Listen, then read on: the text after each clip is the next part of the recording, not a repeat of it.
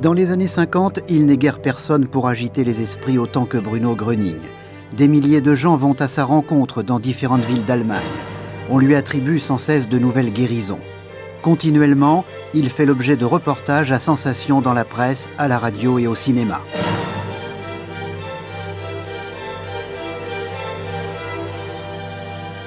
Plusieurs livres sont écrits à son sujet. Médecins et scientifiques se préoccupent de lui. Gröning devient un phénomène. Cependant, il entre en conflit avec la loi relative aux Heilpraktiker et on lui intente un procès. En raison d'erreurs dont il n'était pas responsable, Gröning est acquitté de l'accusation d'exercice illégal de la médecine, mais cela équivaudra à une interdiction de guérir. Afin de pouvoir œuvrer dans un cadre ordonné, vérifiable par tout un chacun, il fonde l'association Gröning et se limite au rôle de conférencier. Un peu partout se créent des communautés où il donne des conférences en cercle restreint. En dépit du flot ininterrompu de témoignages de guérison, l'Ordre des médecins maintient un grand scepticisme à l'encontre du phénomène Gröning. Cela ne présage rien de bon, madame. Rien de bon. Je crains qu'il n'y ait plus rien à faire. Mais enfin, docteur, il doit quand même exister l'une ou l'autre solution. Je ne veux pas vous donner de faux espoirs, madame. Il faut vous y faire. Désolé.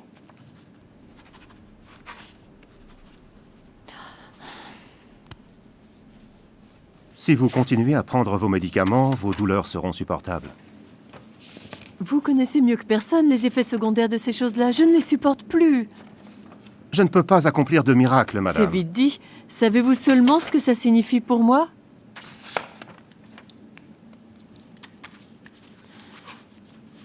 Vous avez déjà entendu parler de ce Gröning ? Le docteur Miracle ? Oui. Mais c'est un charlatan et un escroc. Il est traduit en justice, madame. Je vous donne un conseil, n'allez pas le voir. Mais on dit pourtant qu'il peut guérir. Mais c'est absurde. J'ai rien à perdre, il faut bien que je fasse quelque chose. Mais quand même pas chez Gröning. Et pourquoi pas ? Il pourrait peut-être m'aider. Je vous en prie, je ne vous retiens pas. Bon, allez voir Gröning, mais ne me dites pas après que je ne vous ai pas mis en garde. Ce Gröning est dangereux, madame. Très dangereux. Songez-y.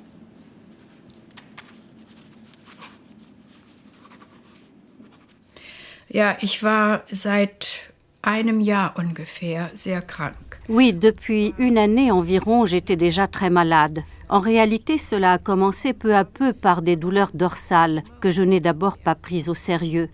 Mais comme cela s'aggravait, je suis allée consulter un médecin qui a diagnostiqué une sciatique pour laquelle il n'y avait pas grand-chose à faire. Et cela a empiré malgré les piqûres et l'usage de pommades. Und dann wurde ich zum Nervenarzt überwiesen und der stellte 1950... Alors on m'a envoyé chez le neurologue qui en 1950 a diagnostiqué une hernie discale précisément au niveau des vertèbres lombaires L4 et L5, engendrant ainsi une sciatique chronique. Mais en 1950, on ne connaissait pas encore du tout les hernies discales. C'était pour ainsi dire quelque chose d'entièrement nouveau. Personne ne savait ce que c'était. La sciatique chronique est très douloureuse. Elle s'étendait le long de la face postérieure de la jambe et entraînait peu à peu une paralysie. On a entrepris tout ce qui était possible en matière de piqûres et de traitements. À la fin, le neurologue a dit « Je ne peux pas vous aider davantage. Je vous envoie à Bethel, chez le professeur Jaspersen. Il a été mon médecin-chef et c'est vraiment la personne ici en Westphalie orientale qui peut vous aider. Allez-y. » C'est ce que nous avons fait. Il m'a ausculté consciencieusement, puis il a dit « Moi non plus, je ne peux pas vous aider. Vous n'avez plus qu'à rentrer à la maison. » Puis à mon mari qui m'avait accompagné, il a dit « Il va falloir acheter un fauteuil roulant pour que votre épouse puisse sortir encore un peu. Elle est encore bien jeune. »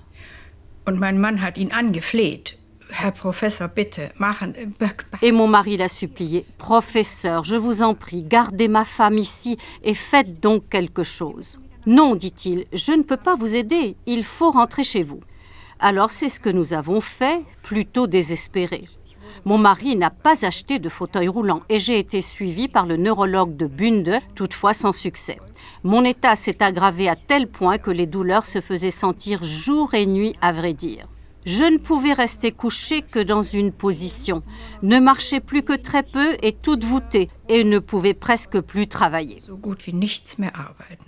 In dieser Lage war ich, als diese... Je me trouvais dans cet état-là quand la nièce de Bruno Gröning m'a vue et m'a dit « Oh, que vous me faites pitié !»« Oui, oui, je fais pitié, ai-je dit. » Elle m'a dit « Oui, en effet, je m'appelle Gröning. » Je ne savais pas du tout comment elle s'appelait. « Oui, oui, ai-je répondu, mais cela ne me dit rien du tout. »« Ah, dit-elle, Gröning, vous connaissez quand même ce docteur miracle là-bas à Herford ?» Je dis « Ah oui, celui-là !»« Oui, dit-elle, qu'en pensez-vous ?» Halten Sie etwas davon?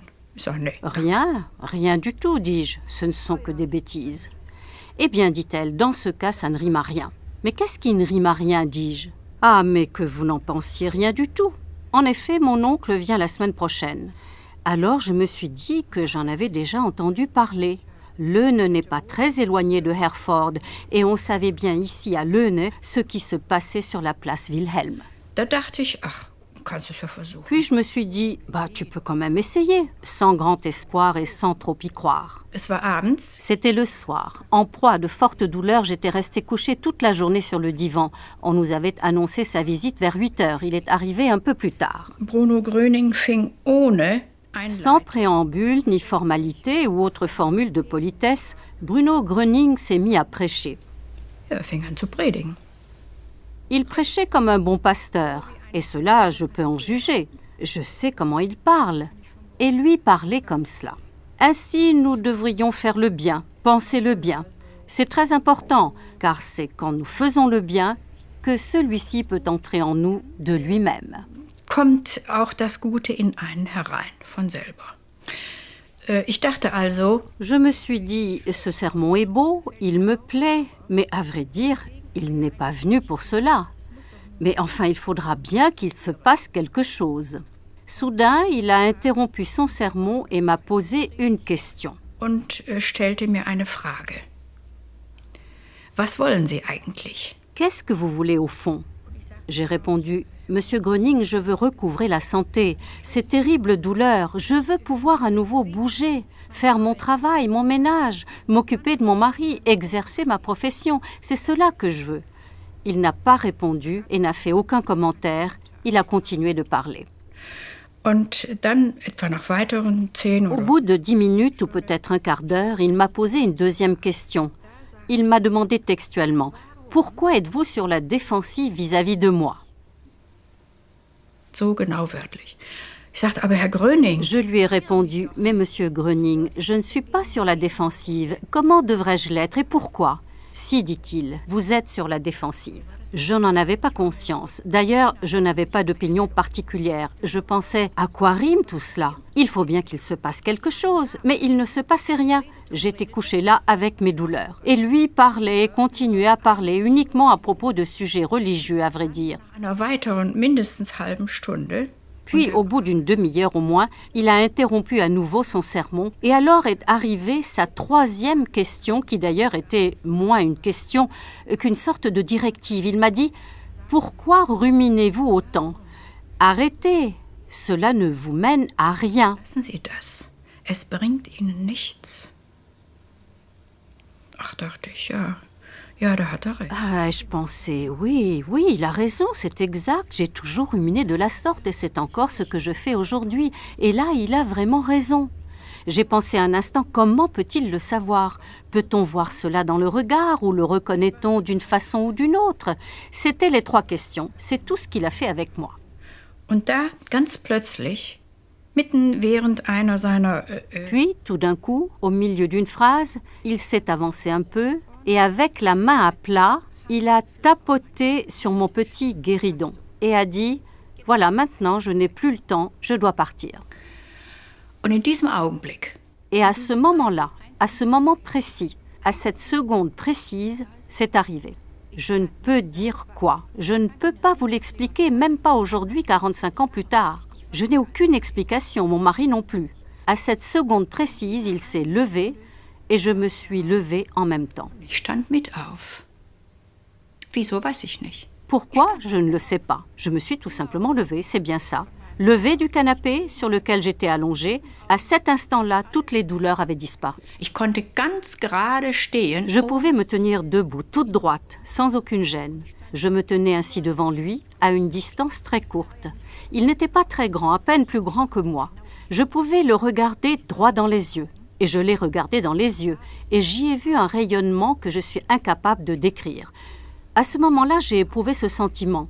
Si tu ne t'étais pas levé à cet instant, tu aurais laissé passer ta dernière chance, ta seule et ultime chance de recouvrer la santé. Die allerletzte Chance, wieder gesund zu werden. Sehen Sie, sagt er.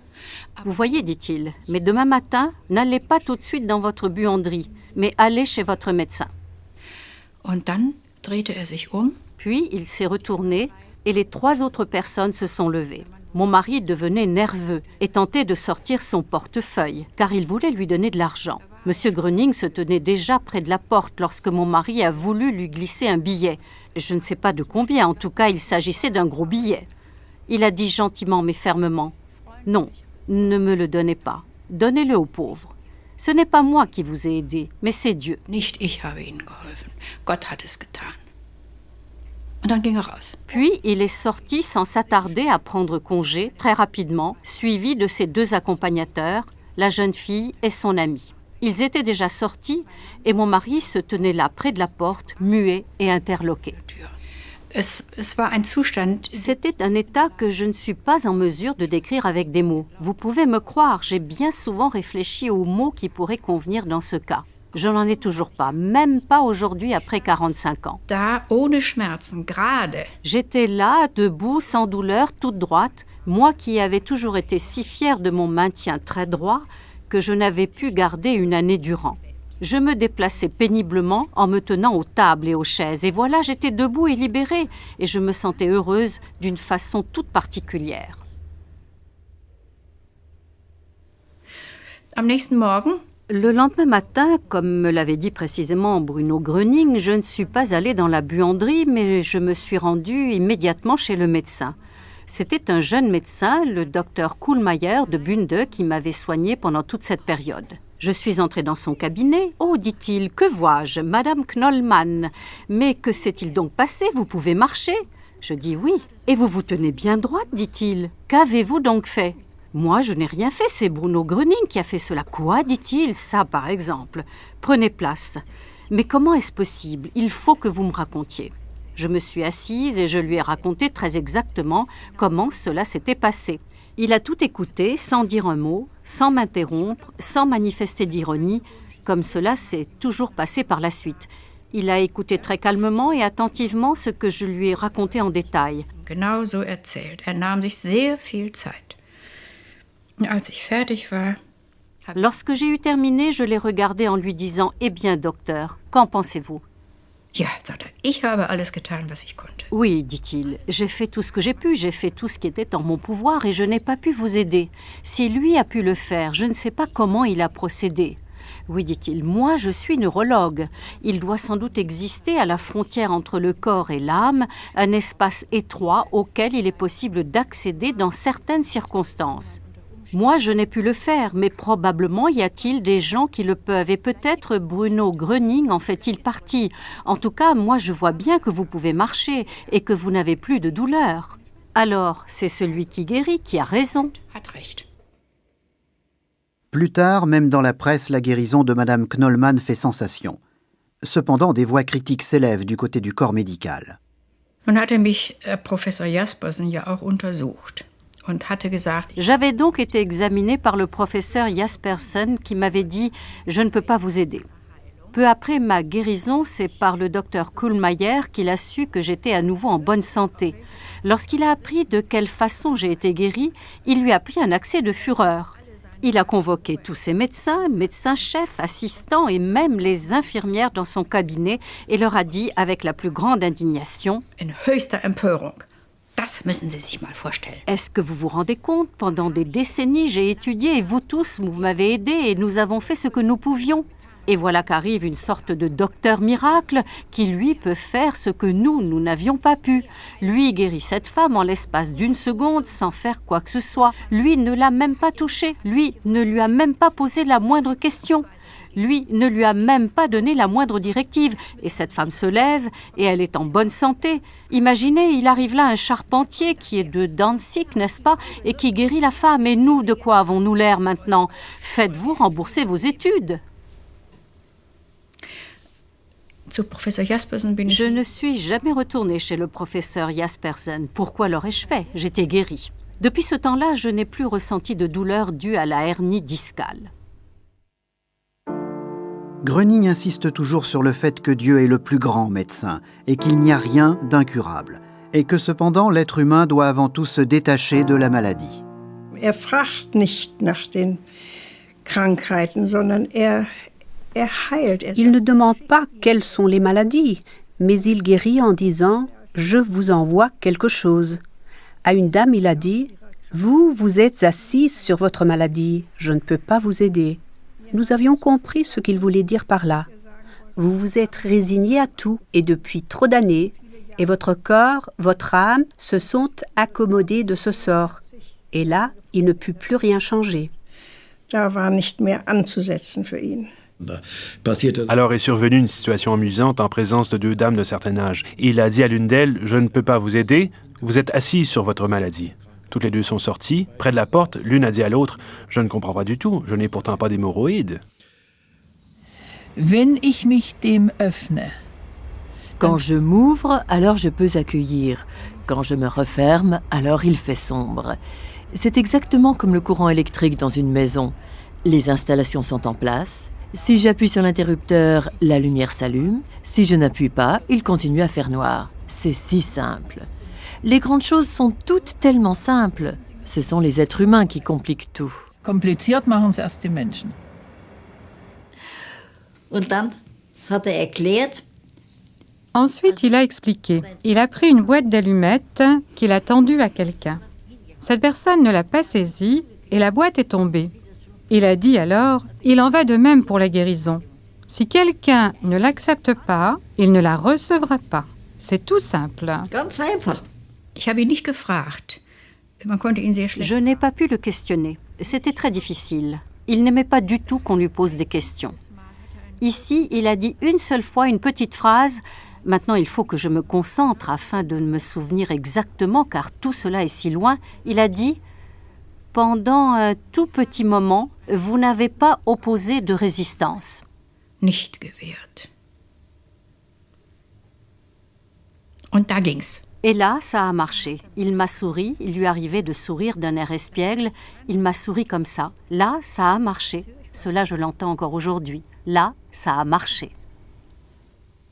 Das war der Mensch in meinem Leben. Il a été la personne qui, dans ma vie, a représenté quelque chose de tout à fait particulier. Quelqu'un qui sortait du cadre de tout entendement, ainsi que de toute explication rationnelle. Ce qui est arrivé dépasse notre raison, tandis que nous sommes toujours à la recherche d'explications et que bien souvent nous en trouvons alors que nous n'avons jamais cru à une quelconque affaire mystique. Tout cela était tout simplement impossible. C'était des inepties. Et voilà qu'apparaît cet homme qui me guérit de manière mystique, je dois bien le reconnaître. Et cela m'arrive à moi, précisément à moi. Es geschieht mir, ausgerechnet mir. Madame Knollmann a aussi vécu l'expérience avec les boules d'étain que Bruno Gröning distribue à ses amis comme souvenir. Au sujet de ces boules d'étain, il dit que par son intermédiaire, elles sont chargées de forces divines. Meine Schwester? Ma sœur souffrait d'une éruption cutanée inexplicable et incurable qui progressivement s'étendait sur tout le corps. Puisque les médecins ne pouvaient plus rien pour elle, elle avait été admise à la clinique universitaire de Münster, c'est là qu'elle habitait. Elle a donc été transportée là sans aucun espoir. Il est vrai que nous avions tout tenté. De quoi s'agissait-il donc? L'éruption s'étendait sur tout le corps, la peau ne respirait plus, elle étouffait. Je me suis rendue auprès d'elle et je suis alors restée à son chevet, désemparée. J'avais emporté ma boule d'étain avec moi et je la lui ai donnée. Non pas d'une façon sûre ou convaincue, mais seulement pour tenter désespérément de pouvoir aider d'une certaine façon ma sœur qui était en fin de vie. En la lui donnant, je lui ai dit « Bon, maintenant tu prends bien soin de cette boule, prends-la, surtout ne la perds pas, il faut que je la récupère absolument, elle ne doit pas disparaître. » Et elle a pris la boule et en l'espace de 2 jours, toute l'éruption avait disparu. Tous les professeurs levaient les bras au ciel et parlaient de miracles. Oui, il existe encore bel et bien des miracles. J'ai récupéré ensuite la boule. Die Kugel habe ich dann wiederbekommen. Und ein anderer Fall war, die Frau meines Sozius, Ferge, Klavierspielerin. Et encore un autre cas. L'épouse de mon associé Ferg, pianiste virtuose, ne pouvait plus saisir les octaves. J'ai pris alors une boule de Gröning faite de papier d'argent et je l'ai apportée à Madame Ferg en lui disant « Voilà quelque chose de Bruno Gröning, il faut que vous la preniez dans la main, espérons que cela vous aidera. » Und am nächsten Tag sagte die mir, Et le lendemain, elle m'a dit « Il m'a été impossible de la garder toute la nuit, c'était terrible, ma main picotait tellement que je l'ai mise de côté. » Mais tout à coup, elle a pu à nouveau saisir toutes les octaves et c'est resté ainsi. Elle a pu à nouveau jouer parfaitement du piano. Klavierspielen. Bruno hat also geholfen. Bruno a donc aidé. Cela ne fait pas l'ombre d'un doute. Bruno Gröning demande à l'un de ses amis, M. Finger, qui pour des raisons professionnelles se rend au Brésil, de fonder des communautés là-bas. Il se félicite à l'idée qu'à l'étranger aussi naissent des cercles d'amis. Il lui donne également quelques boules à distribuer à des personnes cherchant de l'aide.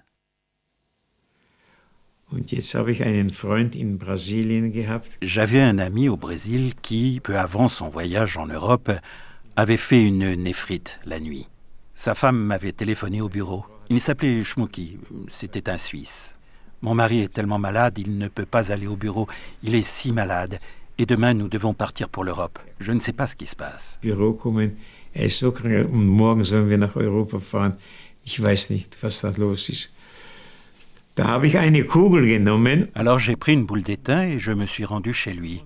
Cela m'est venu spontanément à l'esprit. Évidemment, il était fiévreux. Je suis arrivé chez lui, je lui ai parlé et je lui ai dit « Je vais vous donner une boule de Gröning ». Et je lui ai raconté qui était Bruno Gröning. Kugel geben von Gröning und habe ihm von Gröning erzählt. Und da hat sein Nachtkastel. Alors il a ouvert la table de nuit, il a pris la boule et l'y a déposée, puis il a refermé la table de nuit. Je dois dire que la famille est très catholique et très pieuse. Sehr, sehr katholisch fromm. Am nächsten Tag ruft mich die Frau von ihm an und sagt. Le lendemain, sa femme m'a téléphoné de sa part et m'a dit « Mon mari n'a plus rien, le médecin est venu et demain nous pourrons partir. » Je m'y suis rendu immédiatement. « Qu'est-ce que vous avez fait ?» lui ai-je demandé. Il m'a dit ceci. « Dans la nuit, je me suis réveillé tout en sueur. Et là, j'ai entendu une voix me dire « N'ayez pas peur, je suis derrière vous et je mets les mains au-dessus de votre dos. » Ich stehe hinter Ihnen und halte meine Hände über Ihren Rücken. Das hat mir gesagt. Also ich war ganz verblüfft gewesen. Und da hat seine Kugel. Voilà ce qu'il m'a dit. J'étais évidemment complètement ébahi. Il a ensuite pris la boule qui était posée sur une serrure de porte et l'a rangée. Il a fait encore une fois le même rêve et a été ébranlé de la même façon. Il était de nouveau tout en sueur et entendait à nouveau la même conversation qui débutait toujours par les paroles « N'ayez pas peur ». Haben Sie keine Angst. Et le lendemain, il s'est envolé effectivement pour l'Europe. C'était un rétablissement spontané. Und eine zweite Spontansache habe ich auch mit einem Directeur von einer. Peu de temps après, j'ai fait une autre expérience spontanée avec le directeur d'une usine textile à Sao Paulo. Cela s'est déroulé un peu plus tard. Il avait les doigts recroquevillés, quelque chose qui l'empêchait d'ouvrir les mains. Alors je me suis rendu chez lui et je lui ai dit, on se tutoyait, « Écoute, tu sais, monsieur Gröning, dont je te racontais toujours toutes les histoires, et je lui ai remis une boule d'étain. Le lendemain, il me téléphone et me dit, « Viens chez moi, Erich, viens. » Et il a ouvert les mains. Même si je ne crois en rien et que d'autre part, on ne me souffle rien à l'oreille, il s'agit là de faits que j'ai réellement vécus. Tatsachen, die ich tatsächlich erlebt habe.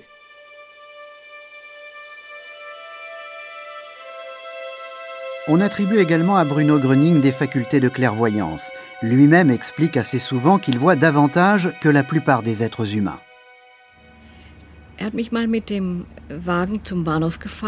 Il m'a conduit un jour à la gare en voiture. J'étais assise toute ratatinée à côté de lui, tenant mes mains crispées. Et soudain, il s'est mis à ricaner en disant « Pourquoi pensez-vous constamment « Il ne me faut penser à rien, il ne me faut penser à rien ». C'était juste « Oui, surtout ne pensez à rien, sinon il pourrait le remarquer. J'étais quelqu'un qui ne faisait de mal à personne, mais le fait qu'un autre puisse entrer dans mes pensées, cela m'inquiétait. Völlig harmlos, aber dass jemand in meine Gedanken hineingehen kann, das war mir also unheimlich. Und da hatte ich auch ein besonderes Erlebnis mit einem Bekannten. J'ai vécu aussi un événement tout particulier avec une connaissance qui me disait « Tout ça est sans doute du charlatanisme. J'aimerais bien venir, mais je me cacherai pour ne pas être vu à l'arrière, dans un coin, derrière mon voisin. » Ja, und dann hat das gemacht. Und Eh bien, c'est ce qu'il a fait, et lorsque Gröning est entré ensuite, celui-ci a commencé par dire « Quelqu'un est assis dans le coin, dans la dernière rangée, quelqu'un qui est venu par simple curiosité et avec la volonté de critiquer. Je ne commencerai pas avant qu'il ne quitte la salle. » Là, bien sûr, il était fichu, et convaincu que Gröning possédait vraiment la faculté de voir davantage que le citoyen moyen. C'était très certainement un don qu'il avait. es war sicherlich eine Begabung seinerseits. Und da hat gesagt zu meinem Mann, den ja noch nie gesehen hat. Alors il a dit à mon mari qu'il n'avait encore jamais vu, nous ne le connaissions pas non plus. Vous vous appelez Gérard Zeitenberg, vous êtes né à Leutzen et vous avez tel âge, et vous exercez tel métier. Évidemment, nous étions sans voix. Comment pouvait-il savoir tout cela, n'est-ce pas? Pendant que nous nous entretenions ainsi, d'autres passants sont arrivés. Il y en avait environ 10 ou 20 à la fin. Ils ont alors fait un grand demi-cercle autour de lui et il se tenait debout là au milieu, mais il continuait à parler avec nous, mon mari et moi. Mit uns gesprochen, mit meinem Mann und mir. Und da hat gesagt zu mir, Sie haben in Ihrer Tasche einen Brief. Et alors il m'a dit, dans votre sac, vous avez une lettre. Prenez-la un peu en main. J'ai pris la lettre, encore non ouverte, dans la main, ma main fermée, puis il a dit, dans la lettre il est écrit, et là il a lu les premières phrases. Donc si Baudot, je m'en souviens encore aujourd'hui, si tu attends que Baudot t'écrive, tu peux attendre encore longtemps. Il a donc lu textuellement 2 phrases, alors que j'avais la lettre non ouverte dans ma main fermée. Et puis il a dit, cela devient trop intime, là je préfère m'arrêter. Comment peut-on lire une lettre non ouverte tenue dans une main fermée? Ce qu'il avait dit était donc absolument déconcertant. Lors de vacances en Allemagne, monsieur et madame Finger vivent eux aussi quelque chose d'étrange avec Gröning.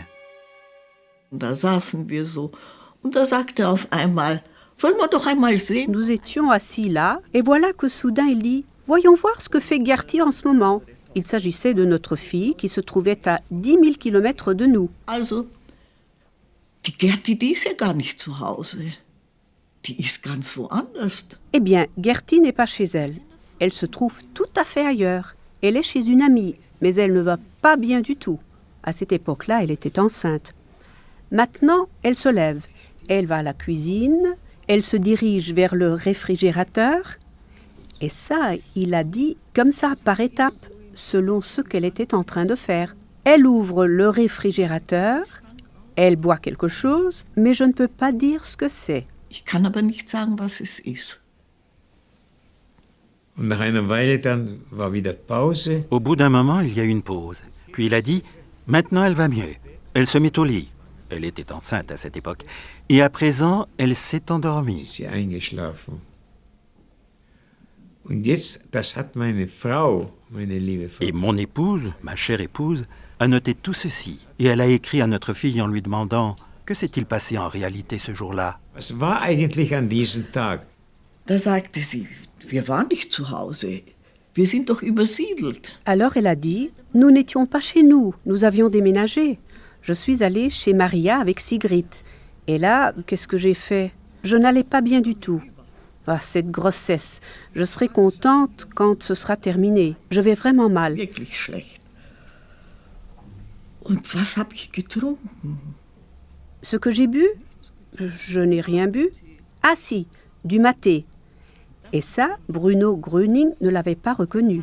Mais si ça avait été une bière, du vin ou toute autre chose, ou même une autre tisane, il aurait pu le dire. Mais il a dit directement « Je ne connais pas cette boisson ».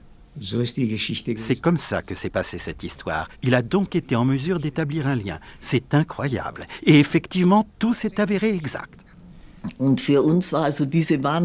nous, cette énorme distance était une chose incroyable. Et qu'il lui soit possible de s'engager dans une telle expérience et de faire réellement des constatations de ce genre, et je lui ai demandé « Expliquez-moi, comment pouvez-vous voir ça ?» Il a répondu « Il est des choses en ce monde qui ne s'expliquent pas. » Die sind nicht zu erklären.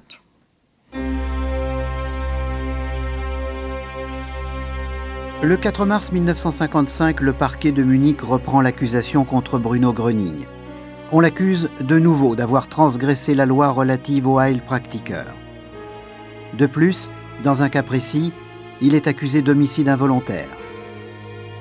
Jusque-là, il a déjà fondé beaucoup de communautés dans le cadre de l'association Gröning. Leur développement s'est poursuivi de manière très positive jusqu'à cette époque.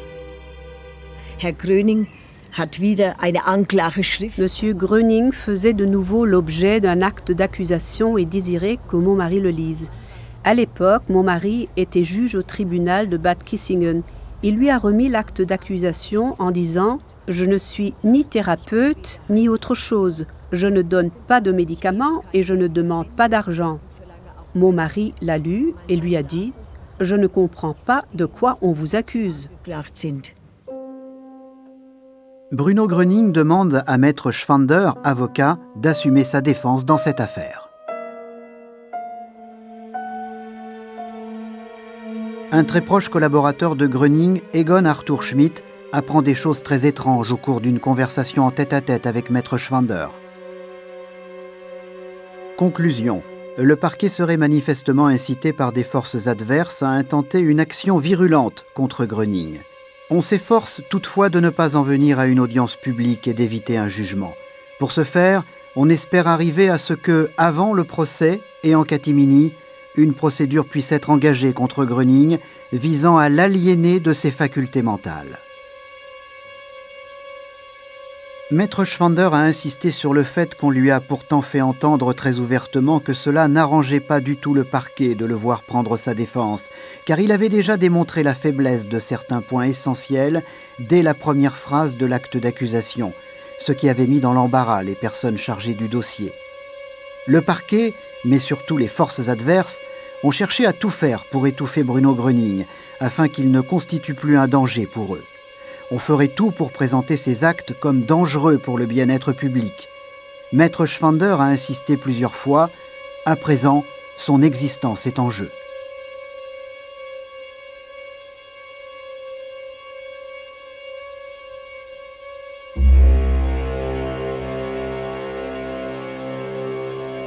En vue du procès, Bruno Gröning doit se soumettre à un examen pour prouver qu'il jouit pleinement de ses facultés mentales.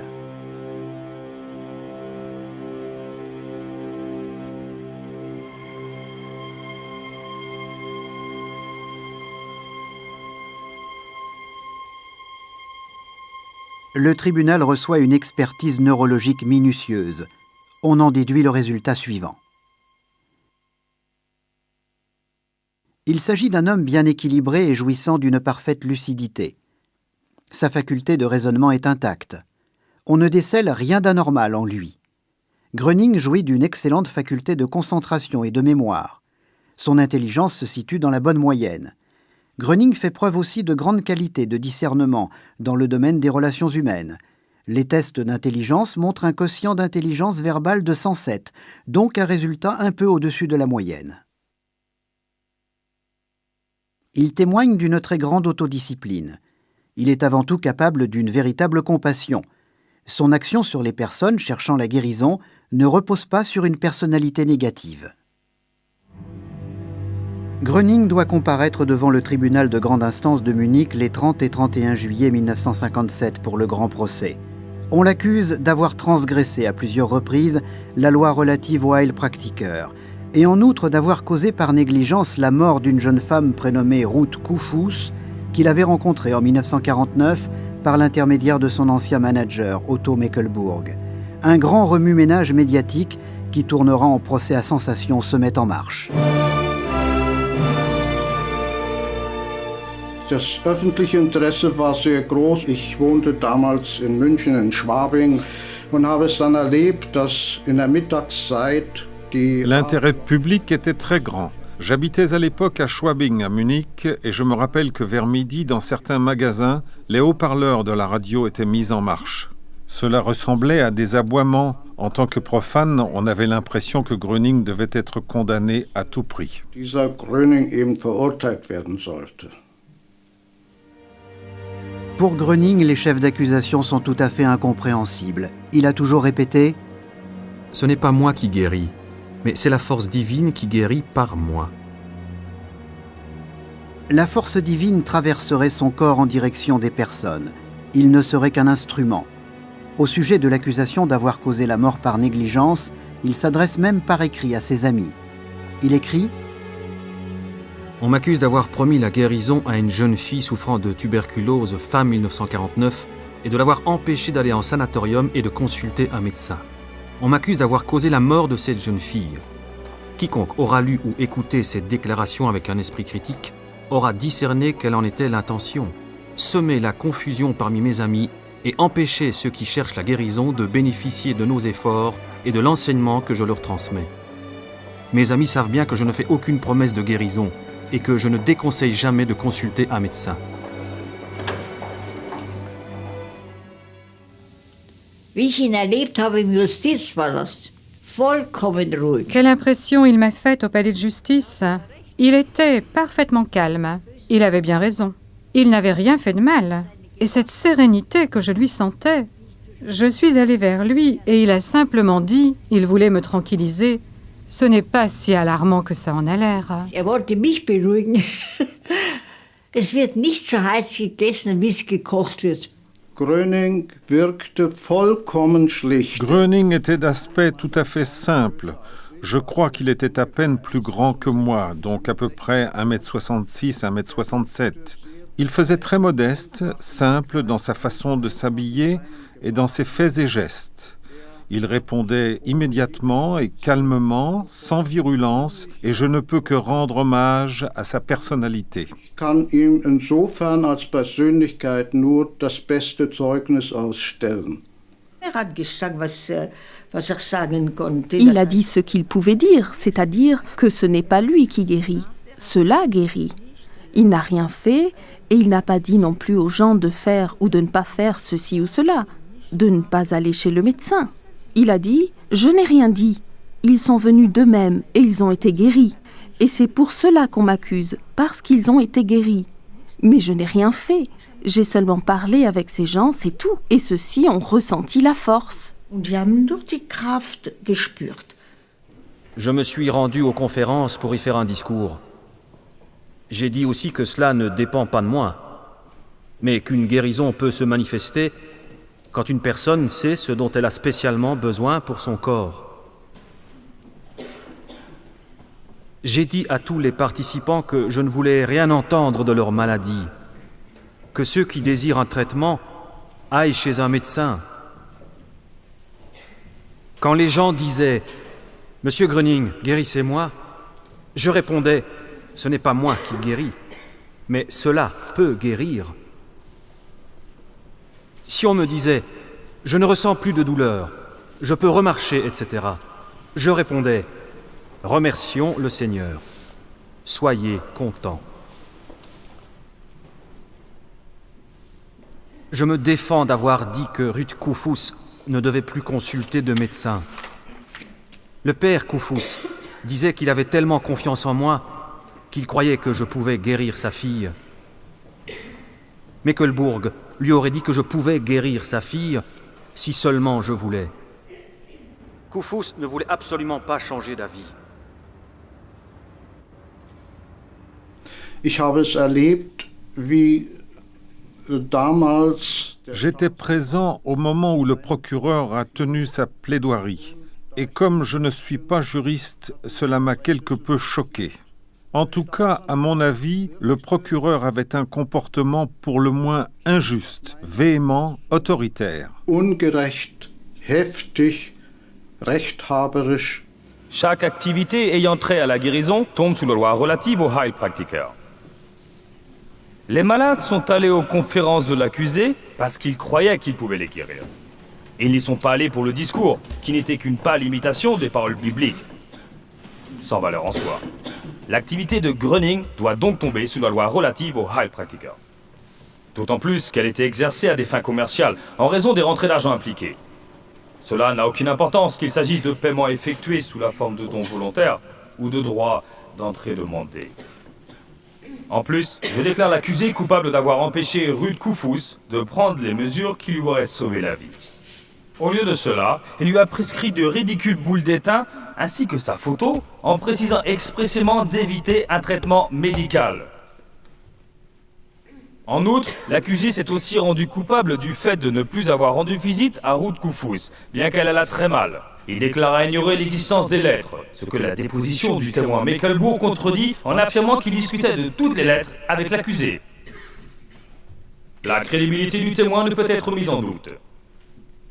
L'accusé s'est comporté comme un charlatan, avec une négligence, et il a enfreint la loi. Je requiers pour ces raisons 10 mois de prison et 3 mois supplémentaires pour infraction à la loi relative au Heilpraktiker. Durant le procès, Otto Mekelbourg, l'ancien manager de Bruno Gröning, prétend que Gröning avait promis la guérison à Ruud Koufous en lui déconseillant vivement de consulter tout médecin. Par contre, Bruno Gröning affirme exactement le contraire, c'est-à-dire que Mekelbourg avait fait une promesse de guérison sans que Gröning le sache, bien que celui-ci lui ait affirmé qu'il ne pouvait pas aider la personne dans ce cas-là. Mekelbourg ne l'aurait pas cru et aurait voulu utiliser une guérison éventuelle comme nouvelle sensation dans la presse. Sous la menace d'une somme élevée à titre de dédommagement, il l'aurait obligé à maintenir le contact. Il y a donc 2 déclarations contradictoires. À cette époque-là, dans son appartement de Ploringen, Bruno Gröning accorde une interview télévisée qui est diffusée par la Südwestfunk. Ici, il prend position dans l'affaire Otto Mekelbourg. Mademoiselle Ruud Koufous, qui souffrait de tuberculose aux 2 poumons, est venue vous voir en novembre 1949. Saviez-vous qu'il s'agissait de tuberculose pulmonaire double? Nein. Vous ne lui avez pas demandé? Nein, ich frage nie danach. Vous n'interrogez jamais sur la maladie? Überhaupt nicht nach Krankheit. Est-ce que cela n'entraîne justement pas le danger que des personnes souffrant de maladies organiques et dont les troubles peuvent s'aggraver se confient à vous? Nein, im Gegenteil. Ich rate jeden Vortragsteilnehmer dazu an, dass es mit dem allen nichts zu tun hat und er seinem Arzt auch weiterhin sich immer wieder zur Verfügung zu stellen hat. Et c'est ce qui s'est produit aussi dans le cas de Ruud Koufous vis-à-vis d'elle-même et de son père? Jawohl, im Gegenteil, Fräulein Koufous wie auch der Vater Koufous, beide sagten sie, dass sie gar nicht daran dächten, sich noch weiterhin den Ärzten als Versuchskaninchen hinzugeben. Worauf ich ihren große Bedenken bekam und nur eine meine Pflicht gesehen, indem ich doch der Ruud Koufous angeraten, das heißt zugesprochen auch über den Vater, dass er seiner Tochter einer ärztlichen genauen Nachuntersuchung übergeben möchte, und zwar, dass sie sich röntgen lassen soll oder durchleuchten oder gleich, was hierzu zutreffend ist. Das heißt, ich wollte damit das bewegen, dass Vater und Tochter sich wieder den Ärzten übergibt und dass sie da selbst auch die ärztliche Betreuung in Empfang zu nehmen hat. À la suite de cela, toute une série de lettres sont parvenues, dont il ressort en premier lieu combien il désirait d'urgence votre visite prochaine. En deuxième lieu, il apparaît aussi qu'il n'avait toujours pas consulté d'autres médecins et qu'il n'avait pas donné suite à la convocation du service de santé. Avez-vous reçu ces lettres qui commencent aux environs du 4 janvier 1950 et dont la dernière date du 6 mai 1950? Nein, diese Briefe habe ich niemals von Herrn Mekelbourg vorgelegt erhalten. Er hat mir nur ganz kurze Mitteilungen von Zeit zu Zeit gemacht, dass der Vater Koufous überhaupt keine Ruhe lässt und er darauf drängt, dass ich mal zu ihm hier kommen sollte. Hieraufhin sagte ich Herrn Mekelbourg, dass das weniger notwendig sei, denn ich habe ja bereits das getan, was ich hierin zu tun hatte, indem ich die Tochter wieder den Ärzten übergeben, aufgrund meines Anratens, dass sie sich einer ärztlichen Kontrolle voll und ganz zu unterziehen hat. Kontrolle wie auch die Betreuung als solche. Ja, soweit ich informiert bin, Herr Gröning, soll es so gewesen sein. Oui, Monsieur Gröning, autant que je sache, est-il exact que Monsieur Mekelbourg vous ait emmené le 14 mai à Säckingen contre votre volonté, même s'il avait gardé la correspondance secrète jusqu'alors? Là, il ne pouvait plus vous cacher que la situation était devenue si critique que la seule issue possible pour lui était de vous y conduire. Ou bien, est-ce que cela, il ne vous l'avait pas fait savoir non plus? Nein, hat mir auch nicht hier bekannt gegeben. Sagte nur, dass es auf Drängen des Vaters sei, obwohl ich ihm wiederholt darauf aufmerksam gemacht habe, dass ich mit dem Fall soweit nichts zu tun habe. Ich bin nur heilfroh, dass tatsächlich Vater und Tochter sich den Ärzten wieder übergeben haben und dass hier die Tochter ja von den Ärzten, also das heißt von ärztlicher Seite, die Betreuung haben wird.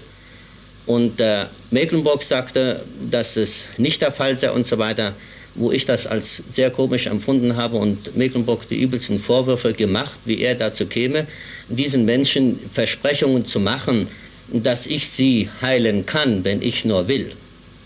Was hat Sie denn überhaupt, Herr Gröning, davon... Au fait, Monsieur Gröning, qu'est-ce qui vous a retenu de collaborer systématiquement avec les médecins, ce qui aurait pu vous protéger, vous évitant, comme dans ce cas, de prendre en charge à tort une malade atteinte d'une infection organique?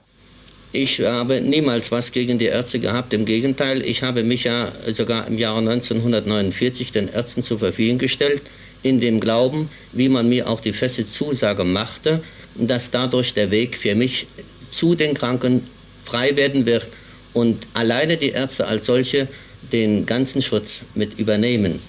Natürlich ist es zudem deshalb nicht gekommen, weil meine damalige Umgebung ganz andere Ziele verfolgten, das heißt ihre eigenen Ziele überhaupt verfolgt hatten. Une dernière question, Monsieur Gröning. Avez-vous l'intention de poursuivre vos activités sous une forme ou sous une autre, indépendamment ou non de l'issue du procès? Ja, ich werde sie weiter fortsetzen, weil ich weiß, dass ich mich keineswegs weder gegen das Grundgesetz noch gegen das Heilpraktikergesetz hier vergangen habe. Denn ich beschränke mich grundsätzlich auf meine Glaubensvorträge und habe auch die Erfahrung gesammelt, dass Menschen das Heil am eigenen Körper erfahren haben. Gröning avait-il vraiment agi avec négligence en promettant la guérison dans le cas de Ruth Koufous et en lui déconseillant de consulter le médecin? Ou bien son ancien manager ne reculait-il devant aucun mensonge pour sauver sa propre peau? Une déposition sous serment de Georg Beuchel d'Esslingen éclaire toute l'affaire. En compagnie du neurologue, le Dr Keim, il était présent lors de la première rencontre de Gröning avec Ruth Koufous. Il déclare: en ma présence, M. Gröning s'est adressé au Dr Keim en lui disant qu'il y avait dans cette maison une malade que lui-même Gröning ne pouvait pas aider. Néanmoins, nous avions été frappés par le fait qu'un certain M. Mecklenburg ait tellement insisté pour que M. Gröning fasse la connaissance des pensionnaires Koufous. M. Mecklenburg s'est emporté même lorsque M. Gröning n'a pas voulu tout de suite répondre à sa demande d'entrer dans la chambre où se trouvaient M. et Mlle Koufous. Mon impression concernant le manager Mecklenburg, et c'était la même que m'avait fait partager le Dr Keim à plusieurs reprises, était mauvaise. Il me répugnait.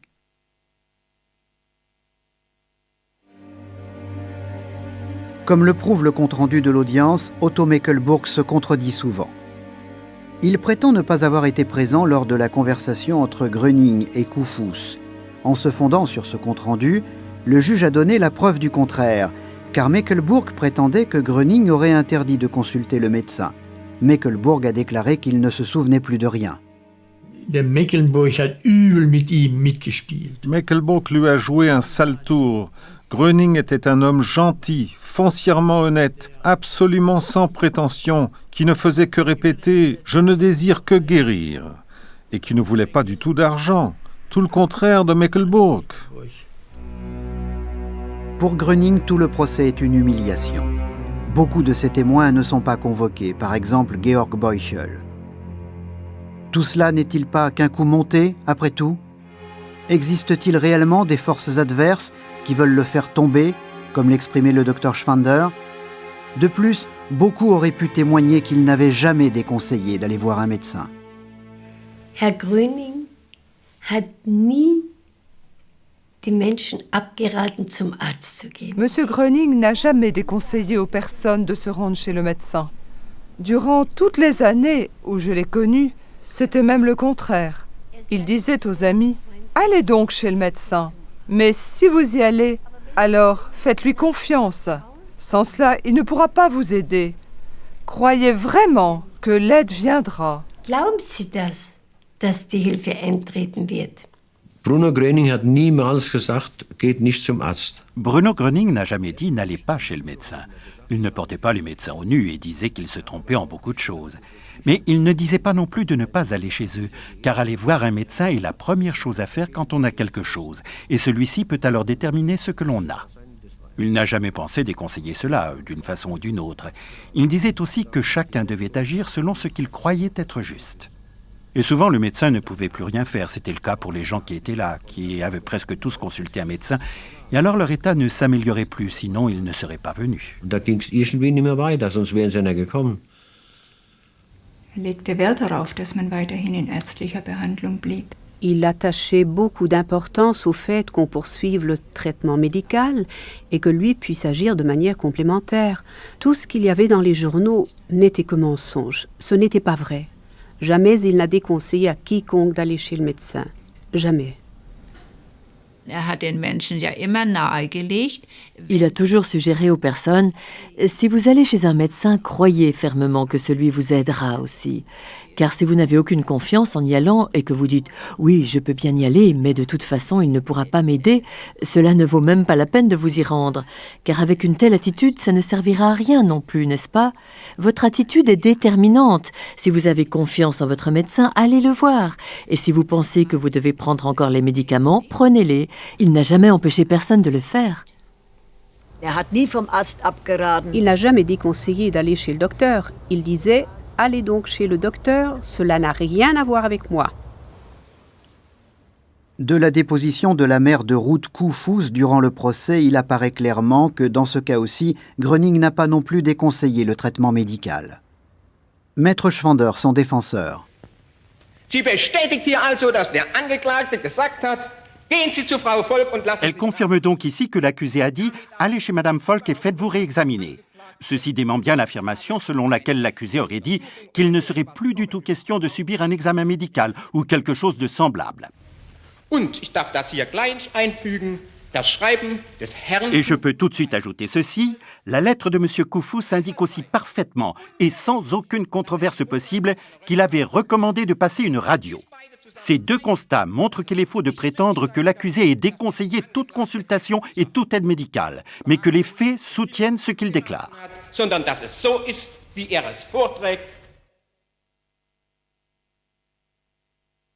Il est prouvé que dans ses discours, Bruno Gröning n'a jamais déconseillé de consulter un médecin. Il dit entre autres « Und ich habe doch immer den Arzt empfohlen und da habe ich den gestrichen von unserer Liste. Niemals, niemals. Ich habe ihn immer anempfohlen, Sie sollen den Arzt aufsuchen. Sie sollen ihm treu bleiben. Wenn Ihnen der eine nicht zusagt, sollen Sie zum anderen gehen. Das hat mit dem Zusammenkommen, mit dieser Zusammenkunft hier nichts zu tun. Überall habe ich es gesagt. Also der Hinweis war da, aber wirklich Freunde, die das Gute gewollt haben, haben dieses entstellt. Sie wussten sich wirklich nicht auszudrücken. Gröning est-il effectivement innocent ou bien a-t-il, dixit l'accusation, transgressé plusieurs fois la loi relative au Heilpraktiker? Ich habe Bruno Gröning nie vorher gesehen. Je n'avais jamais vu Bruno Gröning auparavant et je ne le connaissais que par les déclarations de collègues ou de l'un ou l'autre professeur de l'école des Heilpraktiker de Munich. Eine Heilpraktikerfachschule. Und wir hatten nur das beste Zeugnis. On n'avait dit que du bien à son sujet. Nous le considérions vraiment comme un guérisseur honnête et miraculeux, comme il n'en existait absolument aucun autre à l'époque. Damals überhaupt nicht ein zweites Mal gab. Dass aber andererseits Mais d'autre part, il était clair pour moi et pour beaucoup de mes collègues qu'à juste titre, il n'aspirait pas à l'exercice de la profession de Heilpraktiker, car son travail, son activité, c'est, disons de façon exagérée, ses discours religieux de guérison n'avaient dans un certain sens aucun rapport avec la loi relative au Heilpraktiker. Juridiquement parlant, le Heilpraktiker est même tenu de demander quelque honoraire pour ses soins et pourrait sinon être passible de sanctions. À mon avis, ce n'était pas le cas chez Gröning. Il n'a jamais accepté d'honoraire. Das meiner Meinung nach nicht. Hat nie ein Honorar genommen. Il n'a pas entrepris de guérison lui-même, mais il a sans arrêt répété « cela guérit ». Durant ses discours sur la foi, il a influencé les gens, sans suggestion, sans hypnose et selon ses propres paroles, et c'est ce qui fut aussi prononcé au tribunal. Il voulait les mener à la guérison et, disons, à la religion ou bien à Dieu. Sagen wir zur Religion oder zu Gott. Un ami de Bruno Gröning, le professeur en sciences spirituelles, Roman, dit à ce sujet « Gröning lui-même n'est pas concerné par les paragraphes relatifs au Heilpraktiker. Dès qu'on porte plainte à ce sujet, on accuse le Seigneur lui-même. Ce qu'il fait vraiment, c'est un travail d'apôtre. Il tient des discours sur la foi. Comment peut-on le punir pour cela ? Ne devrait-on pas également accuser chaque prêtre qui rend visite aux malades, qui réconforte et qui console ? Combien de fois les malades guérissent-ils par l'intercession des grâces de l'Église, quand Dieu leur accorde l'accès aux forces surnaturelles ? Gröning lui-même agit comme un transformateur. Sans qu'il n'y fasse rien, ceux qui aspirent à la guérison sont rechargés, ils reçoivent le courant. Lui n'est que l'outil d'une puissance, d'une volonté supérieure. En se souvenant de l'époque de Herford, l'évêque Kunst écrit à ce sujet au tribunal. Il s'avérait que M. Gröning n'examinait aucune des personnes qui venaient le voir. Je ne connais aucun cas où M. Gröning aurait physiquement touché un malade. Je n'ai jamais entendu non plus qu'il ait voulu inciter un malade à renoncer à l'aide de médecins spécialistes. Il n'a jamais prescrit de médicaments non plus. Une véritable dispute entre médecins au sujet du phénomène Gröning se déclenche. On ne sait comment classer les événements. Le fait que beaucoup de témoins décrivent Gröning et ses activités par des notions médicales lui est fatal, si bien que le soupçon du non-respect de la loi relative au Heilpraktiker s'accroît. Das sind die Zeugen zu Worte gekommen bei Gericht. Und die in ihrer Unwissenheit. Les témoins ont alors pris la parole au tribunal. Et dans leur ignorance, leur maladresse et leur insouciance, ils ont dit « Oui, M. Gröning nous a soignés. Oui, M. Gröning m'a guéri », disait l'un ou l'autre. Et le juge se focalisait là-dessus. Der Richter hakte da ein. Und Herr Gröning war dann so traurig. M. Gröning était alors tellement triste, comme il nous l'a confié en disant « Au tribunal, mes meilleurs amis m'ont fait du tort, simplement par ignorance, en utilisant à mon propos les termes habituels dont ils se sont servis des années durant lors de visites chez le médecin. » Verwendet haben beim Arztbesuch verwendet für mich. Hat mir es anvertraut, wie ihm das wehtut. Il m'a confié à quel point cela lui faisait mal. Et puis, indigné, il m'a dit « Si seulement quelqu'un m'avait demandé comment une guérison se produisait, tout le procès aurait été caduc. Mais cela, mon propre avocat ne l'a même pas fait. L'essentiel ne les a pas touchés. Et l'essentiel, n'est-ce pas la façon dont se produit une guérison ? Je n'ai donc absolument rien à voir avec le sujet d'accusation. Damit überhaupt nichts zu tun habe mit dem Anklagepunkt. War sehr betroffen. Il était très affecté. Bruno Gröning est condamné à une amende de 2000 marks pour cause d'infraction répétée à la loi relative au Heilpraktiker. Mais il est toutefois acquitté de l'accusation d'homicide involontaire. Par la faute de son avocat, qui estime le verdict de manière nettement plus positive que lui-même, on ne fera pas appel. Bien que le verdict apparaisse positif au premier abord, il est inacceptable pour Gröning. Désormais, il se retrouve pieds et mains liés à tout point de vue. Il ne pourra même plus tenir ses discours sur la foi. De plus, les frais très élevés du procès lui causent de grandes difficultés financières. Pourtant, il continue à lutter.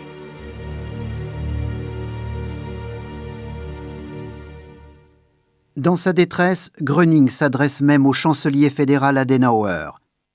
Il lui écrit « Il est inadmissible que la loi actuelle prononce une interdiction rendant impossible de porter secours aux gens parce que celui qui veut offrir son aide ne peut présenter une autorisation officielle et que celle-ci ne lui sera jamais octroyée. C'est incompréhensible et honteux qu'à cause de la sanction qui m'a été infligée et des interdictions imposées par les lois, non seulement celui qui offre son aide soit affecté, en l'occurrence moi-même, mais aussi que tous ceux qui ne peuvent plus être aidés dans leur misère et qui ne peuvent plus trouver de secours ailleurs en soient privés parce que la loi l'interdit. Je voudrais y ajouter une parole de Bismarck. Quand Dieu donne à quelqu'un la force de guérir les gens, la police n'a pas le droit de la lui reprendre. L'appel au secours de Gröning n'est pas exaucé. Sa situation reste constamment difficile. Je pense qu'il connaissait exactement sa mission. Et au fond, il l'a poursuivie jusqu'à l'extrême limite, n'est-ce pas? Sans y voir ses propres intérêts, sans arrière-pensée égoïste, voudrais-je dire. Ses pensées ne l'effleuraient même pas.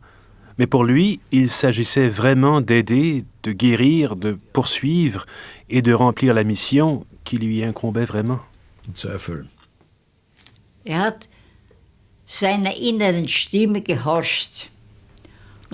Il écoutait sa voix intérieure.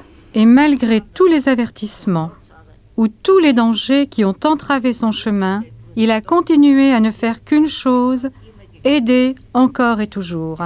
Il ne se laissait pas décontenancer pour rien au monde. Et c'est bien cela qui distingue un tel homme. Bien des gens capitulent devant ceux qui disent « tu mens ». Mais quand quelqu'un dit la vérité, alors il dit la vérité.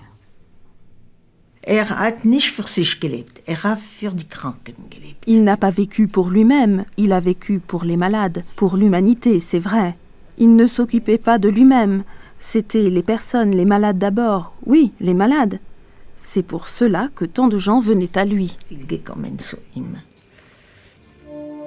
Gröning reste fidèle à lui-même et ne se laisse pas influencer. Ce qui compte pour lui, c'est le commandement d'amour du prochain et le fait d'écouter non les hommes, mais Dieu seul. À cette époque, une série d'articles documentaires sur Bruno Gröning paraît dans le Neues Blatt. L'auteur, le docteur Horstmann, s'efforce d'éclaircir le cas Gröning par des visites à de nombreux témoins de l'époque et par des recherches approfondies.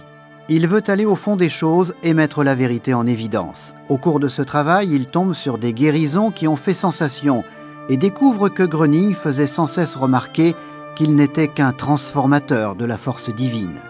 Gröning écrit à la rédaction dans une lettre des lecteurs. C'est avec un grand intérêt que je lis votre rapport des faits. Je puis vous assurer, vous et vos lecteurs, que vous êtes le premier et le seul journal à publier la vérité en toute objectivité. Mes amis et moi aimerions vous en remercier de tout cœur. Malgré toutes les oppositions, je continuerai à considérer qu'il est de mon devoir d'aider mes amis et leurs semblables qui souffrent encore. Des rapports de guérison de 1957 prouvent que les paroles de Bruno Gröning ont été suivies de faits concrets. Guérison de maladies de longue date du foie et de la vésicule. Guérison d'une tumeur au cerveau qui avait été traitée médicalement auparavant sans succès et avait entraîné une incapacité de travail. D'asthme bronchique uniquement par la foi en Dieu et la foi en le bien, comme la personne l'écrit elle-même. D'ulcères à l'estomac et à l'intestin, de douleurs de disques intervertébraux, etc. On conserve de cette époque-là d'innombrables rapports de guérison de ce genre.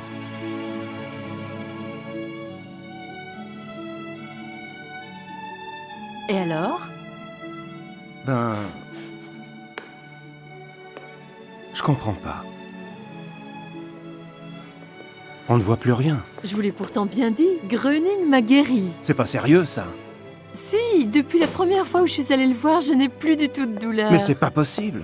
Vous voyez bien que c'est vrai, je suis guérie, c'est l'essentiel. Pardon, docteur, pouvez-vous signer cela ? Oui. Je voudrais pas vous déranger plus longtemps. Au revoir, docteur.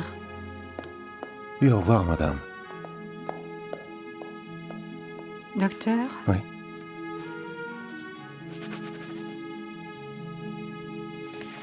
Merci.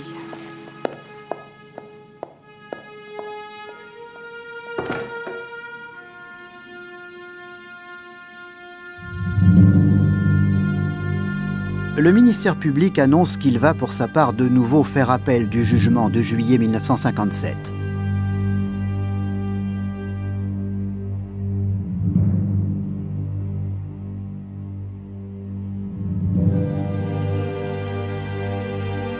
Du 14 au 16 janvier 1958, le procès de Gröning reprend. Pour lui, c'est bien la période la plus difficile de sa vie, car il est de plus en plus évident qu'il n'a aucune chance contre l'appareil bureaucratique de l'état de droit. Il est convaincu que depuis longtemps, il n'est plus question ici de justice ou d'injustice, mais qu'il s'agit uniquement de le mettre définitivement sous les verrous.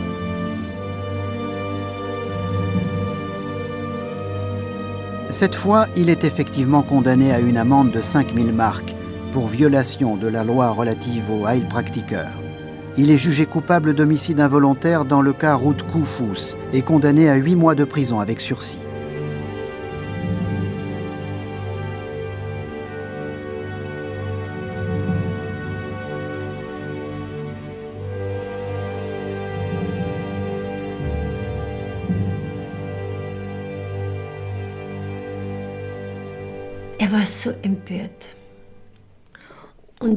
Il était tellement indigné. Puis il a dit avec une grande tristesse, « Quand un homme sur cette terre fait le bien, il est puni. Ici, c'est comme ça. »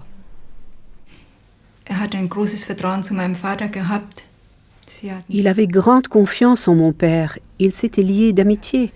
Et je me souviens qu'il avait dit une fois à mon père qu'il en avait réellement assez et qu'il préférerait vivre dans une cabane dans la forêt.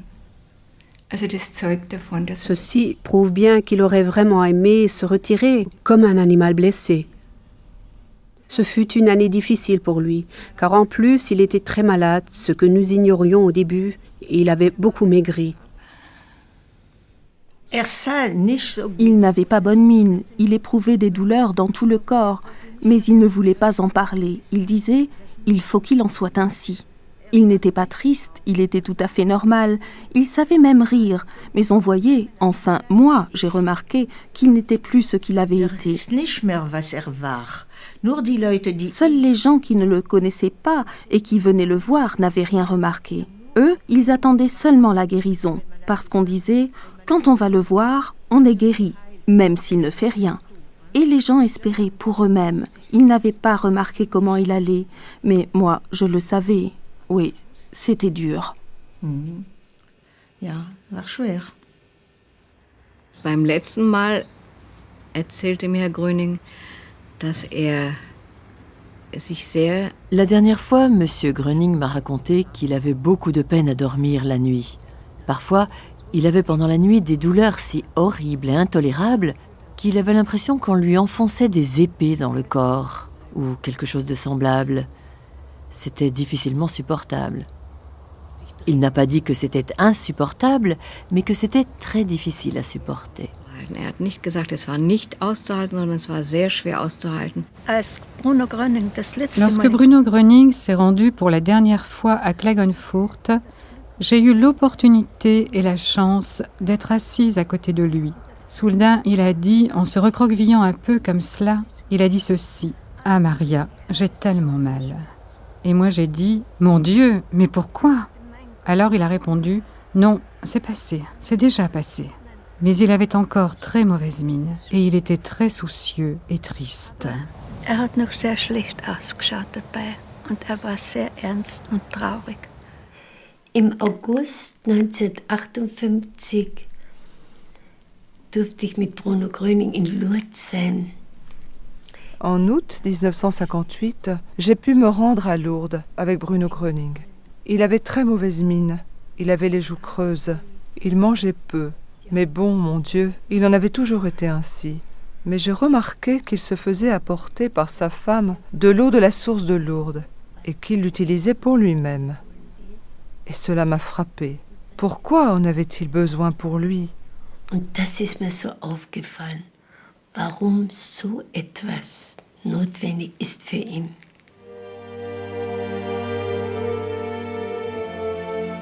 Gröning est aussi amèrement déçu par l'association Gröning. Il n'a pas reçu le soutien qu'il attendait. La bureaucratie bornée et le manque de mobilisation lui auraient fait beaucoup de tort, comme il disait lui-même. Entre autres, lors des procès, il avait l'impression qu'on le laissait tomber, surtout en ce qui concernait le financement. Aucune action n'avait été entreprise face à l'acharnement de la presse.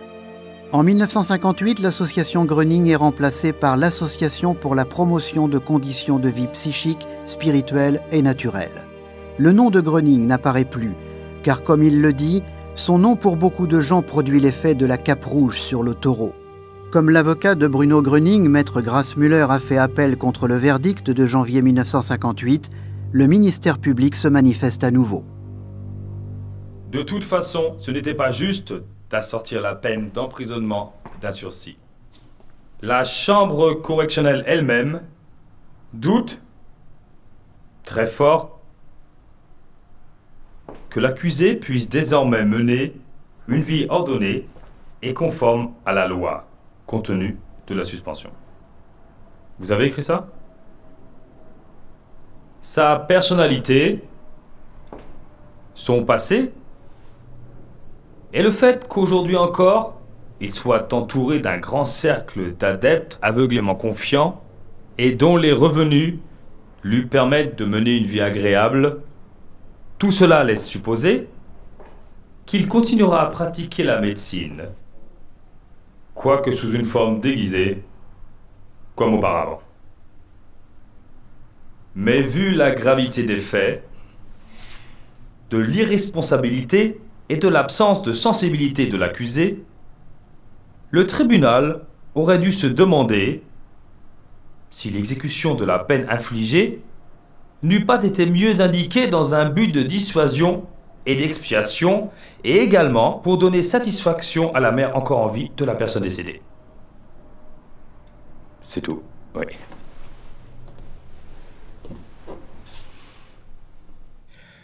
Hat gesagt, die Menschen schnüren wir die Gurgel zu.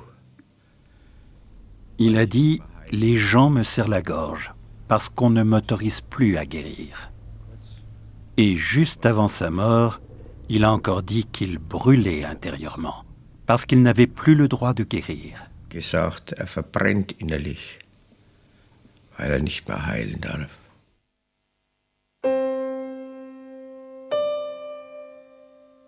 Le coup fortement enflé de Bruno Gröning n'a rien à voir avec une maladie, selon ses propres déclarations. Il a dit qu'il ne s'agissait pas d'un goitre comme des gens peuvent en avoir, ni d'une maladie. En effet, il a aidé de nombreuses personnes qui avaient un goitre. Il lui suffisait de lever la main, comme ça, et le goitre disparaissait après.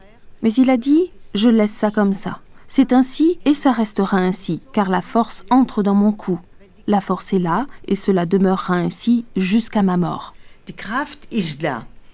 Und das bleibe bis zu meinem Tod. Ich durfte dabei sein, als Herr Sterneder, J'ai eu la chance d'être là quand M. Sterneder, l'écrivain, a demandé « Monsieur Gröning, qu'en est-il de votre goitre ? On raconte tellement de choses étranges. Quelle est la vérité ?» Was ist die Wahrheit? Und dann hat Bruno Gröning es folgend erklärt. Alors, Bruno Gröning a donné les explications suivantes. Quand je peux agir sur des milliers de personnes, mon cou devient très gros et enfle jusqu'à ma poitrine. En réalité, je n'ai pas de goitre. J'ai seulement une glande. Et alors, je me sens très très bien. Da fühle ich mich sehr, sehr wohl dabei. Wenn ich nur zu Hunderten wirken kann, dann wird die Drüse... Quand je ne peux agir que sur des centaines de personnes, la glande devient plus petite. Mais je me sens encore bien. Lorsque je n'ai que quelques amis devant moi, alors la glande devient toute petite et je ne me sens pas bien du tout. Et lorsqu'on m'interdira totalement d'agir, alors je me consumerai intérieurement. Werde ich innerlich verbrennen.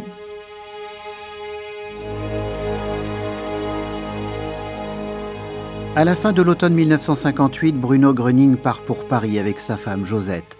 C'est elle qui le pousse à faire ce voyage, car son état de santé s'aggrave à vue d'œil. Ils se rendent chez leur ami médecin cancérologue, le docteur Grobon. D'après les radios, on diagnostique chez Gröning un cancer de l'estomac à un stade avancé. Le docteur Grobon veut opérer immédiatement. Malgré les vives protestations des médecins, Bruno Gröning insiste pourtant pour retourner à nouveau chez lui. Dans sa maison de Ploringen, le 4 décembre 58, il fait un enregistrement sur magnétophone pour toutes les communautés, car il ne pourra assister en personne aux fêtes des communautés comme il s'y était engagé. Gröning utilise ce dernier document sonore officiel pour lancer un vibrant appel à la conversion à Dieu.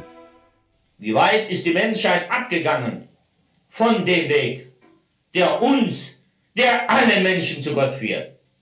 Wer das Göttliche will, muss sich Gott nähern.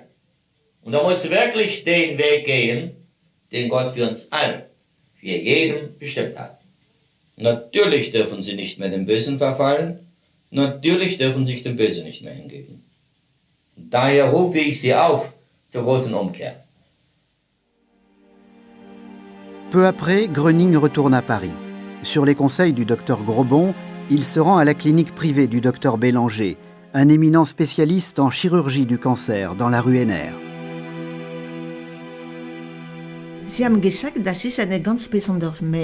Ils ont dit c'est un homme extraordinaire. Il existe rarement des hommes tels que lui, qui ne cherchent ni la gloire ni l'argent qu'il pourrait obtenir grâce à cela.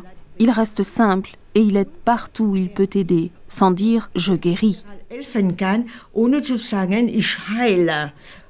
Et c'est pourquoi ils l'ont admiré. Un autre se serait fait beaucoup d'argent avec cela. Oh, ça oui, mais pas lui. Et ils sont restés ses amis jusqu'à la fin. Bruno Gröning est opéré le 8 décembre 1958, mais son état est pire que ce que l'on pensait. Les docteurs Bélanger et Grobon sont aussi choqués l'un que l'autre. Docteur Bélanger. Le docteur Bélanger m'a dit également, on dirait que son corps est entièrement consumé. Oui, il était comme brûlé intérieurement. Il a certainement souffert, mais jamais il ne s'est plaint. Non. Nicht beklagt. Nein. Avant l'opération, Gröning avait déjà prévenu sa femme. C'est beaucoup plus grave que sur les radios. Je sais ce qui ne va pas. Personne ne peut m'aider.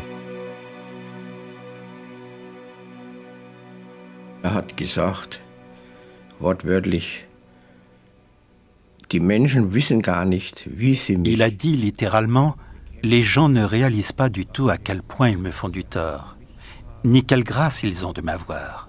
Mais bientôt, ils ne m'auront plus. Jetzt haben sie mich bald nicht mehr. Louis Emmerich, ami de longue date de Gröning, écrit dans son livre « Le sixième sens » à propos d'un événement du début de l'été 56. « Nous étions assis tous les deux après avoir pris le café et nous parlions de l'avenir. Il me fit soudain cette révélation. Je ne vais plus vivre très longtemps, plus que quelques années. Je vais mourir en 1959. J'ai essayé de l'en dissuader, mais j'ai été profondément touché par le sérieux avec lequel il affirmait qu'il mourrait en 1959. Oui, il y avait environ 10-12 personnes assises ici en cercle. Nous avions disposé ainsi des chaises et des fauteuils. Bruno Gröning était assis ici et il parlait comme d'habitude. On ne discutait pas. Il ne discutait jamais. Mais il parlait et il attendait de nous que nous écoutions. Et c'était bien ce que nous faisions tous. Puis il a dit après une petite pause Ich werde nicht mehr lange bei euch sein können. Je ne pourrai plus être longtemps parmi vous, mais souvenez-vous que je pourrai toujours vous aider. Il a terminé là-dessus et il régnait un silence de mort ici dans la pièce. C'était cette pièce-ci et je me souviens avoir eu l'impression que c'était comme dans une église. Si solennel que personne n'avait envie de parler. Cela a duré un long moment et nous avions tous ce sentiment. Bien sûr, j'en ai parlé plus tard avec mon mari. Oui, dit-il, c'est ce que j'ai ressenti aussi. C'était une sorte d'adieu et en même temps une sorte de consolation. Art von Abschied und gleichzeitig auch eine Art von Trost. Und dann sagt das wichtige Wort. Ensuite, il a prononcé une parole importante. Tous les hommes doivent mourir. Moi aussi, je vais mourir. On mettra mon corps en terre, mais je ne serai pas mort. Et pour celui qui m'appellera, je viendrai et je continuerai à aider. Et quand le moment sera venu, chacun pourra acquérir l'aide et la guérison par lui-même. Jeder aus sich selbst die Hilfe und Heilung erlangen.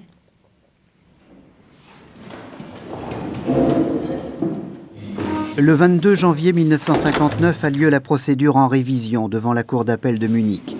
Gröning veut faire appel du jugement de janvier 58 qui équivalait à une interdiction de guérir. Nous avons à l'ordre du jour l'action pénale contre M. Bruno Gröning pour délit d'exercice illégal de la médecine et homicide involontaire, l'accusé faisant appel contre le verdict du 16 février 1958 du tribunal de grande instance de Munich II. Cependant, il ne peut plus se présenter lui-même à l'audience. À qui a été remise une procuration pour l'avocat Grassmüller.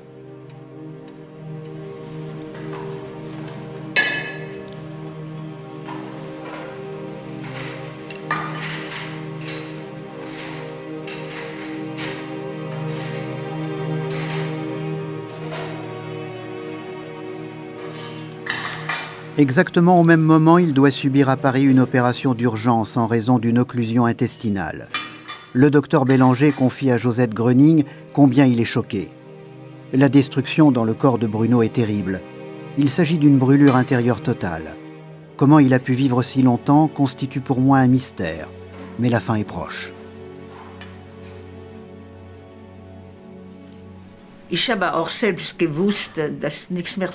Moi aussi, je savais bien qu'il n'y avait plus rien à faire, car le corps est le corps, et les médecins qui l'avaient aimé le savaient aussi. Nous avions des liens d'amitié avec le professeur Bélanger et le docteur Grobon. Ils ont dit « Il n'y a plus rien à faire, il faut vous y attendre, c'est bientôt la fin ». J'ai dit « Oui, je sais, je le vois bien ». « Oui, dit-il, il n'y a plus rien à faire. »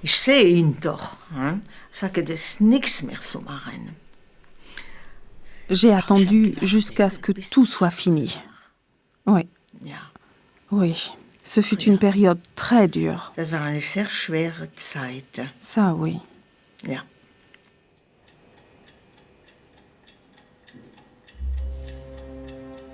Gröning meurt le 26 janvier 1959 à 13h46 à Paris.